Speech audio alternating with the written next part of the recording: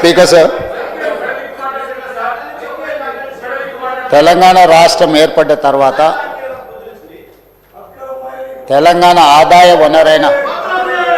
ఖనిజ సంపదకు సంబంధించి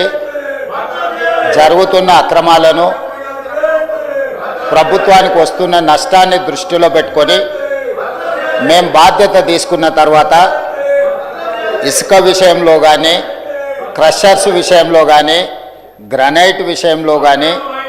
ఇతర ఖనిజ సంపదలో జరుగుతున్న అక్రమాలను నియంత్రించి ప్రభుత్వ ఆదాయాన్ని పెంచడానికి తీవ్రమైన కృషి చేసి అప్పటి వరకు రకరకాల దోపిడీలో ప్రజాప్రతినిధులు, ప్రభుత్వంలో ఉన్న పెద్దలు భాగస్వాములు అవుతుంటే 100% నియంత్రించి, నియంత్రణ ద్వారా ప్రభుత్వ ఆదాయాన్ని పెంచి ఎవరున్నా తన మన పార్టీ ప్రభుత్వానికి సంబంధం లేకుండా ఈ ఖనిజ సంపద ద్వారా వచ్చే ఆదాయాన్ని పెంచాలి, పేదలకు పంచాలి అనే విధానాన్ని తీసుకొని అన్ని రకాలుగా నిబద్ధత కలిగిన అధికారులు అనేసి, నిబద్ధత కలిగిన మంత్రిగా బాధ్యత ఇచ్చి ఈనాడు రిఫార్మ్స్ తీసుకొచ్చి ఆదాయాన్ని పెంచడం జరిగింది. అయితే ఈ క్రమంలో వారు ఆరోపణ చేస్తున్న రాఘవ కన్స్ట్రక్షన్స్ ఏదైతే క్రషర్ ఉందో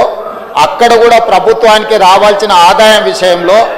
మా అధికారులు నిక్కచ్చిగా 2025 సంవత్సరంలో రాఘవ కన్స్ట్రక్షన్స్ పరిశీలించి అక్కడ వాస్తవ పరిస్థితులను తీసుకొని సినరేజ్ ఛార్జెస్ కానీ ఇతర ప్రభుత్వానికి రావాల్సిన పన్నుల విషయంలో ఆ సంస్థకు నోటీస్ ఇచ్చి ఆ పన్నులను రాబట్టి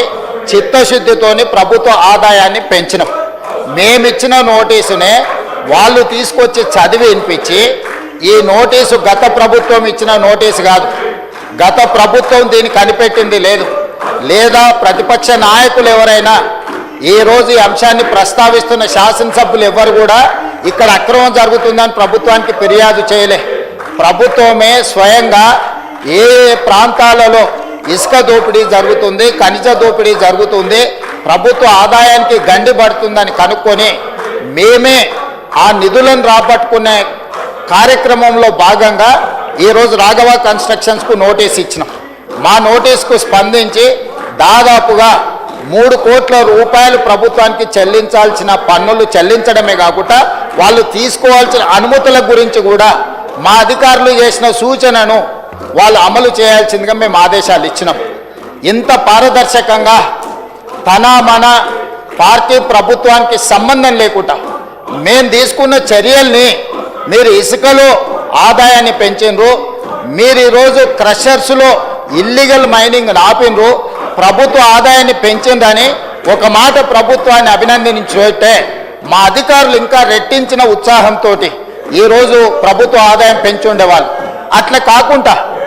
ఈరోజు మేము నోటీస్ ఇచ్చి మేము రాబట్టిన దాన్నే తీసుకొచ్చి సభలో చదివి వినిపించి వాళ్ళేదో కనిపెట్టినట్టు, వాళ్ళేదో ప్రభుత్వ ఆదాయాన్ని ఈరోజు కాపాడినట్టు నటన చేసి దానికి హౌస్ కమిటీ వేయాలని చెప్పి ఈరోజు వాళ్ళు 2 రోజుల నుంచి హడావిడి చేస్తున్నారు. అధ్యక్ష వాళ్ళు అధికారంలో ఉన్నప్పుడు వేసిన హౌస్ కమిటీలు 3 ఉన్నాయి అధ్యక్ష. నాకు తెలిసి అప్పుడు లెజిస్లేటివ్ అఫేర్స్ మినిస్టర్గా సిద్దిపేట శాసనసభ్యులే ఉన్నారు. House committee on illegal sale, occupation of government lands,